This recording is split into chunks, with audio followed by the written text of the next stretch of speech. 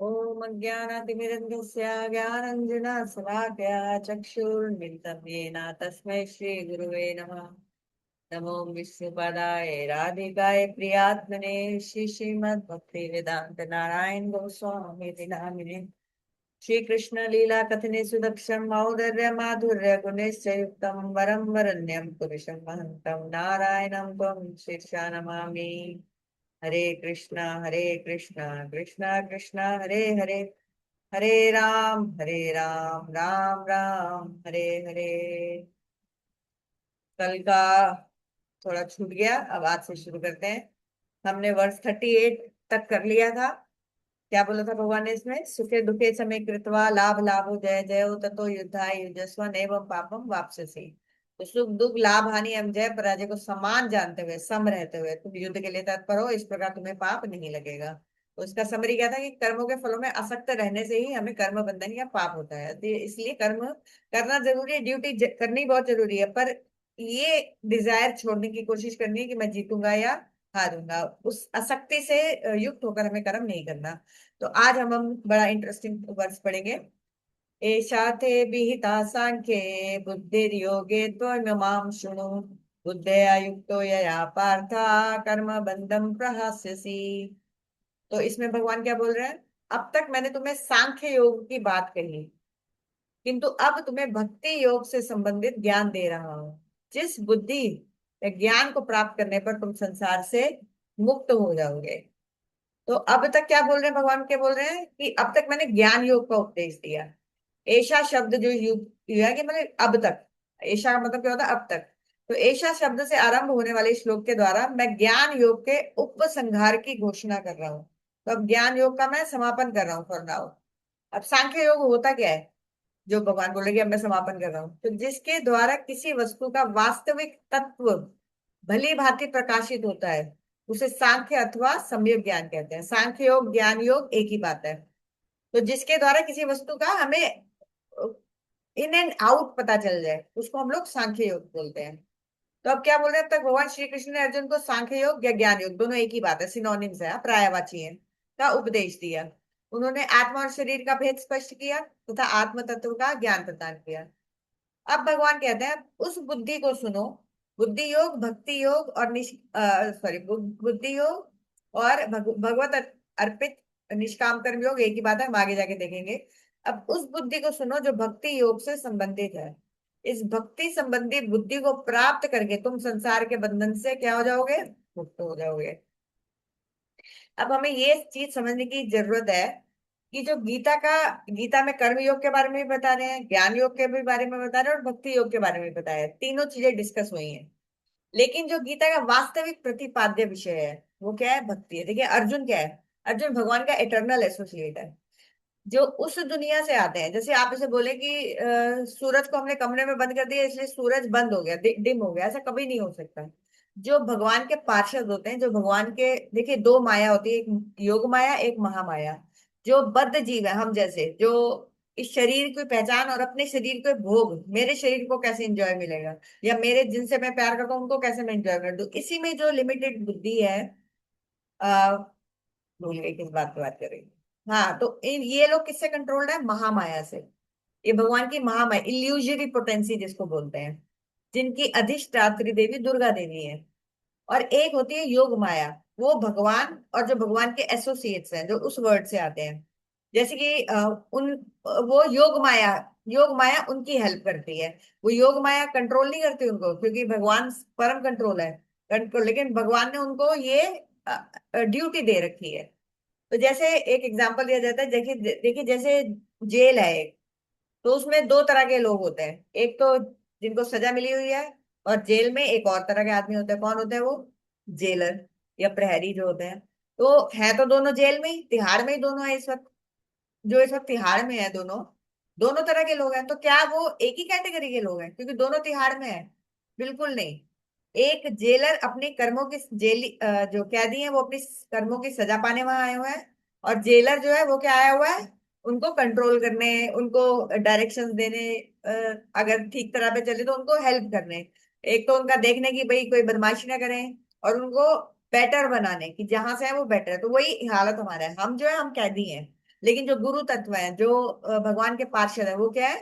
वो जेलर है तो यही, लेकिन वो कर्म बंधन की वजह से नहीं है, अपने किसी पाप की वजह से नहीं है, सिर्फ भगवान ने उनको ड्यूटी दे रखी है, जैसे गवर्नमेंट ने जेलर्स को ड्यूटी दे रखी।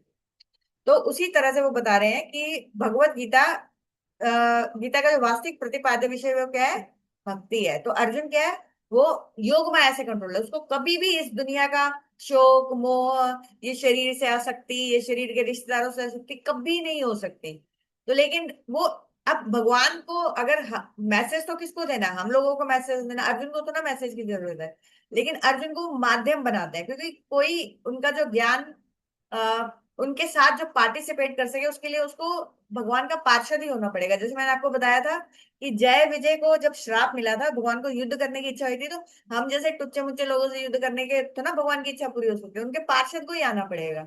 तो वो राक्षस बन गया यहाँ पर, रावण कुंभकर्ण, हिरण्यकश्यप और हिरण्याक्ष। लेकिन रोल फिर पूरा किया, पूरा दुश्मनी निभाई भगवान से, क्योंकि पूरी तरह से भगवान को सेटिस्फाई करना था।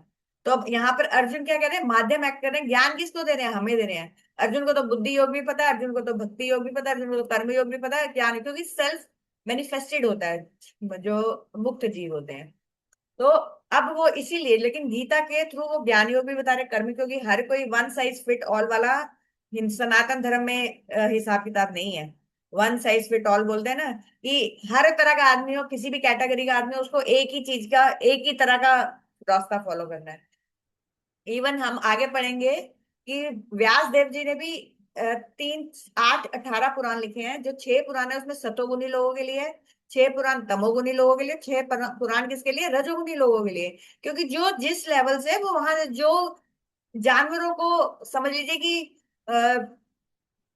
अनडिस्क्रिमिनेटली बस काटता है मारता है खाता है, काटता है मारता है खाता है, उसको बोलो कि राधा कृष्णा की लीलाएं समझ पाएगा वो? लेकिन इसका मतलब ये नहीं कि उसका उत्थान नहीं होना चाहिए। तो उसके लिए फिर तमोगुण ही दिया कि ठीक है, तुम जानवरों का सेक्रीफाइस करते हो, तो एटलीस्ट देवी को, किसी को भोग लगाएगा तो क्या होगा? ऑलरेडी वो उसका एक डिसिप्लिन बन जाएगा, भाई ऐसे नहीं करना कि काटा और खा लिया, थोड़ा सा रूल्स एंड रेगुलेशन में चलना है। फिर क्या होगा? उससे उसका एक लेवल ऊपर उठ जाए, एक लेवल ऊपर उठेगा ना, तो रजोगुण के लिए क्वालिफाई कर देगा। फिर रजोगुण से क्वालिफाई करके सत्वगुण के लिए, और सत्वगुण से फिर वो विशुद्ध सत्वगुण में पहुंच जाएगा, जहां वो तीनों गुणों से पार हो जाएगा। तो क्रम क्रम धीरे धीरे प्रोग्रेशन करो है, वन साइज फिट वाली ऑल वाली नहीं है। तो इसीलिए गीता में भी सेम है, बताया तो कर्म योग भी है, ज्ञान योग भी, भक्ति, लेकिन मेन जो मूल विषय भगवान बताना चाहते हैं भगवत गीता में भी, वो भक्ति योग ही बताना चाहते हैं। इसलिए भक्ति ही भगवत गीता का मुख्य प्रतिपाद्य विषय है। ज्ञान का वर्णन आवश्यक है, क्योंकि हर तरह के लोग हैं, किंतु उसका उद्देश्य अंततः भक्ति तक ही पहुंचाना है। अब इसका उदाहरण देखते हैं। अब हम लोगों को किसी पार्टी में गए, शादी में गए, अब वहां पर हर कोई वेल ड्रेस्ड है, हर कोई सज धज गया है, लेकिन फिर भी हमें पता चल जाता है कि घर की मालकिन कौन है, जबकि सब लोग इक्वली ब्यूटीफुली डेकोरेटेड है। कैसे पता चलेगा? क्योंकि वो जो घर की मालकिन है ना, वो हर जगह भागती हुई नजर आएगी, कभी रसोई में दिखाई देगी, कभी स्टोर में दिखाएगी, कभी जो गेस्ट आए हैं उनको एंटरटेन करते हुए दिखाई देगी, उनको क्या बोलते हैं, आव भगत करते हुए दिखाई देगी। तो हर जगह उसका एक्सेस है, हर जगह वो दिखाई दे रही है, भागा दौड़ी कर रही है, तो सब लोग वेल ड्रेस्ड हैं। आप नहीं जानते घर की मालकिन कौन है, फिर भी पता करने में मुश्किल नहीं होगा, क्योंकि पूरे घर में अधिकार किसका? उसका, तो इसलिए वो हर जगह दिखाई देगी। तो उसी तरह से जो भक्ति है वो प्रत्येक अध्याय में आ जाती है। इवन तो पहला सेक्शन हमने क्या, पहले 6 सेक्शन कर्म योग है, लास्ट के 6 सेक्शन ज्ञान योग, और बीच का भक्ति योग है। लेकिन भक्ति का बीच बीच में हर जगह भगवान ने घुसा दिया है। क्यों घुसा दिया है? क्योंकि मेन वो इसी चीज को एस्टेब्लिश करना चाहते हैं, क्योंकि ये इजीएस्ट भी है, बहुत सिंपल है, बहुत इजीएस्ट है। अभी हम आगे पढ़ते जाएंगे तो पता चलेगा। तो जिस प्रकार घर की मालकिन हर जगह दिखाई देती है, उसी प्रकार गीता के प्रत्येक भाग में भक्ति का प्रवेश आप देखेंगे, स्वाभाविक है, क्योंकि भक्ति देवी क्या है? महारानी है, तो वो हर जगह दिखेंगे आपको। अब भगवान श्री कृष्ण अर्जुन से क्या कह रहे हैं कि अब तक तुम्हें मैंने क्या बताया? सांख्य योग बताया, आत्म तत्व का ज्ञान दिया। अब मैं तुम्हें किसका ज्ञान देने लग रहा हूँ अगले श्लोकों में? भक्ति योग का ज्ञान दे रहा हूँ। तो इस ज्ञान से क्या होगा? तुम्हारा संसार बंधन खत्म हो जाएगा। अब भगवान पहले ही बता चुके हैं कि आत्मा का ज्ञान अत्यंत आश्चर्यजनक है। पढ़ा था ना हमने कि सुनने वाला भी आश्चर्य में होता है, बोलने वाला भी जो दे वो भी आश्चर्य है, तो और सुनने वाले भी दुर्लभ है, समझने वाले तो उससे भी दुर्लभ है। तो ज्ञान के बाद भी हम ज्ञान तो ले लेते हैं भैया कि हाँ ठीक है, अब सुन रहे हैं मैं तो पिछले 30 साल से सुन रही हूँ, तो मुझे कोई शक हो ना कि मैं शरीर नहीं हूँ, आत्मा हूँ। लेकिन क्या प्रैक्टिकली मैंने रियलाइज कर लिया? नहीं किया। तो हम जान तो लेते कि मैं शरीर और आत्मा, फिर भी हमारा व्यवहार नहीं बदलता, क्योंकि हम आइडेंटिटी छोड़ ही नहीं पा रहे। थ्योरिटिकली हमने जान ली है, थ्योरिटिकली भी ज्यादातर लोगों को तो पता ही नहीं है, 99.9% लोगों को। जो 0.1% लोगों को पता चल भी गया है, तो व्यवहार नहीं बदल पाता, क्योंकि शरीर से आइडेंटिटी खत्म नहीं होती, पुरानी आदतें बनी रहती हैं। केवल जानकारी होने से जीवन नहीं बदलता। तो क्या बोले, परिवर्तन के लिए ज्ञान के साथ इसलिए भक्ति का जुड़ना भी आवश्यक है। समाधान क्या होगा इसका? भक्ति होगा। हमने ये भी लास्ट टू लास्ट क्लास में था। तो भक्ति योग का जब हम आश्रय ग्रहण कर लेते हैं, तो भक्ति से आत्मज्ञान अपने आप जीवन में उतरता जाता है, हमें सेपरेटली कुछ एंडेवर करने की जरूरत नहीं है। अनेक कठिन साधन स्वतः सिद्ध होने लगते हैं, भक्ति सब कुछ इजी कर देती है। अब सांख्य योग का उपसंहार हो रहा है, उपसंहार मतलब समापन हो रहा है फिलहाल के लिए। और बुद्धि योग या भक्ति योग एक ही बात है, आरंभ करने जा रहे हैं। अब चर्चा केवल ज्ञान की नहीं, उसके प्रयोग की भी है।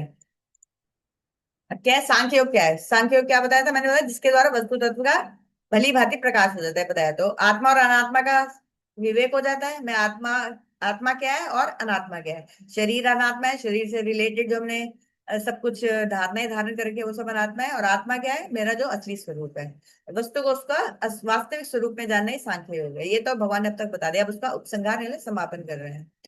अब आत्मा और शरीर हमें क्या सिखा रहा था सांख्य योग? कि आत्मा और शरीर अलग है, आत्मा नित्य है, शरीर अनित्य है। यही आत्म तत्व का सम्यक ज्ञान है, यही हम पढ़ रहे थे पिछले कुछ श्लोकों में। तो हम लोग क्या जान रहे थे? सांख्य योग जान रहे थे।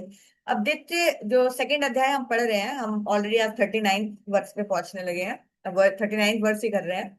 तो उसमें क्रम क्या था? पहले 8-10 श्लोकों में क्या बताया? अर्जुन की अवस्था जो बार बार, मैं तो युद्ध नहीं कर सकता, इनको करने से मुझे पाप लगेगा, ये वो। फिर 11वें से 30वें श्लोक तक भगवान ने क्या किया? आत्म तत्व का विवेचन करवाया, यानी कि आत्म और अनात्म के बीच में फर्क करवाया, जो हम सब कर चुके हैं। और 31 से 38 स्वधर्म क्या है? कि बताया ना कि क्षत्रिय हो तो लड़ना, इस बात से चिंता मत करो कि ये क्या होगा, समभाव से लड़ो। और पाप पुण्य का विचार, कि पाप कैसे लगेगा अगर अपनी तुम ड्यूटी झोंक के छोड़ के भागोगे, और पुण्य क्या होगा। और अब क्या प्रारंभ हो रहा है 39 श्लोक से? निष्काम कर्म योग एवं भक्ति योग, 39 श्लोक से जो हम अब कर रहे हैं।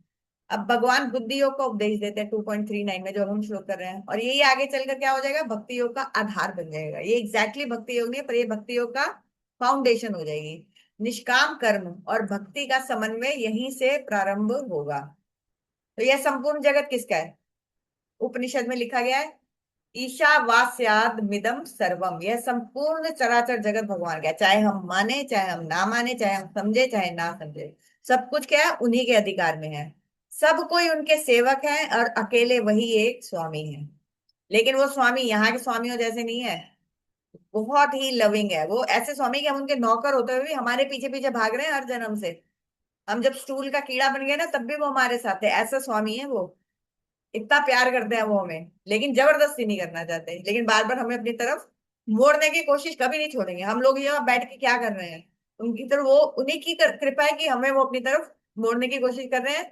और ये हमारा जो एंडेवर है, अच्छा नहीं लग रहा फिर भी सुन रहे हैं, ये चीज हमें उनकी तरफ, वो हमें अपनी तरफ से पूरा खींच लेंगे। देख, कुछ हद तक वो हमारी इंडिपेंडेंस, फ्री विल से चाहते कि हम उनको चुने।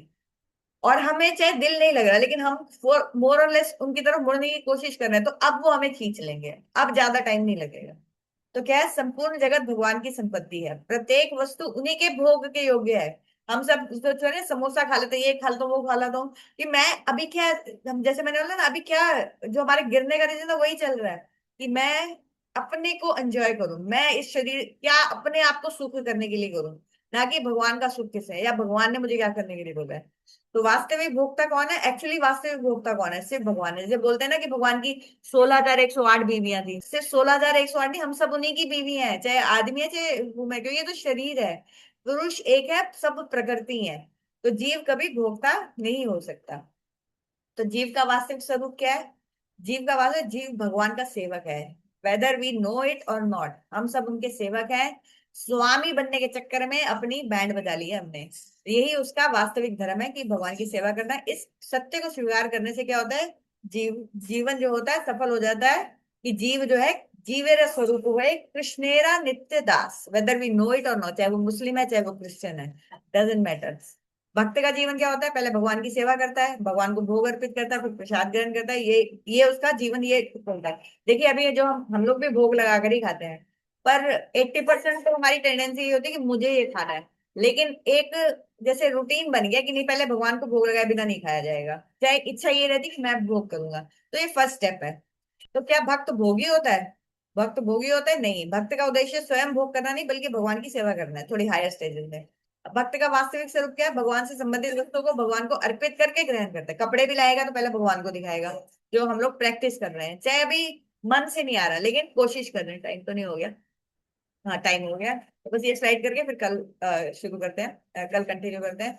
तो जो वस्तु भगवान की सेवा के, जैसे अब इच्छा तो हमारे भोग करने की है, मतलब मैं अपनी बात भी बता रही हूँ कि जो मैं कुकिंग कर रही हूँ वो अपने सुख के लिए कर रही हूँ, अपने बच्चों के सुख के लिए कर रही हूँ, लेकिन इतना पता कि पहले भगवान को भोग लगाना है। तो अब भगवान को भोग लगाना है तो क्या मैं अंडा प्याज लहसुन यूज करूंगी? चाहे भोग, अगेन मैं बोल रही हूँ, मेरी इच्छा, मेरी स्वयं भोग करने की इच्छा है कि मुझे ही खाना है, लेकिन मैं अंडा प्याज लहसुन नहीं यूज कर सकती, इतना होते हुए भी। क्यों? क्योंकि मुझे पता है वो भगवान की सेवा के अनुकूल नहीं है, इसलिए मुझे उसका त्याग करना पड़ेगा। तो क्योंकि हमारा जीवन जो है, देखिए अभी हम प्रैक्टिस कर रहे हैं, हम लोग वहां स्थित नहीं हुए, हम साधक हैं।